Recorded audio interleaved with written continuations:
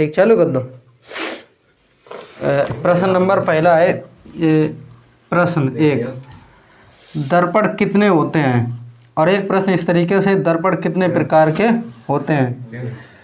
तो अगर देखा जाए दर्पण कितने होते हैं तब हमारा उत्तर अलग होगा, और दर्पण कितने प्रकार के होते हैं तब उत्तर अलग होगा। जैसे अगर दर्पण कितने होते हैं तो दर्पण 3 तरीके के होते हैं। कितने? 3 तरीके के होते हैं। एक तो होता है क्या, समतल दर्पण, फिर दूसरा अवतल दर्पण, और एक उत्तल दर्पण, तीसरा अवतल दर्पण। तो जैसे अगर देखा जाए दर्पण कितने प्रकार के होते हैं, तो दर्पण कितने प्रकार के होते हैं? 2 प्रकार के। जैसे अगर इस चीज़ को समझाना चाहें तो धीरे धीरे एक उदाहरण समझेंगे कि जैसे 3 आपके पास पेन है और उसमें 2 नीले हैं और 1 काला है। तो जब हम पूछें कि प्रश्न ये पेन कितने हैं, तो क्या बताओगे उत्तर? तो मतलब 3 है पेन, क्योंकि 1 काला है और 2 नीले हैं। और अगर हम ये प्रश्न पूछें कि कितने प्रकार के हैं, तब उत्तर क्या होगा? 2।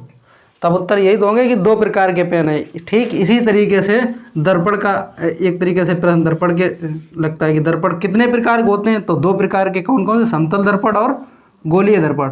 गोलीय दर्पण 2 तरीके के होते हैं, एक अवतल दर्पण और एक उत्तल दर्पण। ठीक इसी तरीके से ये प्रश्न बनता है कि दर्पण कितने होते हैं, तब उत्तर होगा 3, समतल दर्पण, अवतल दर्पण और उत्तल दर्पण। और दर्पण कितने होते हैं, कितने प्रकार के होते हैं, तब उत्तर होगा 2 प्रकार के। कितने प्रकार के? 2 प्रकार के। कौन कौन से? एक समतल दर्पण और एक उत्तल दर्पण। समतल दर्पण और एक गोलीय दर्पण।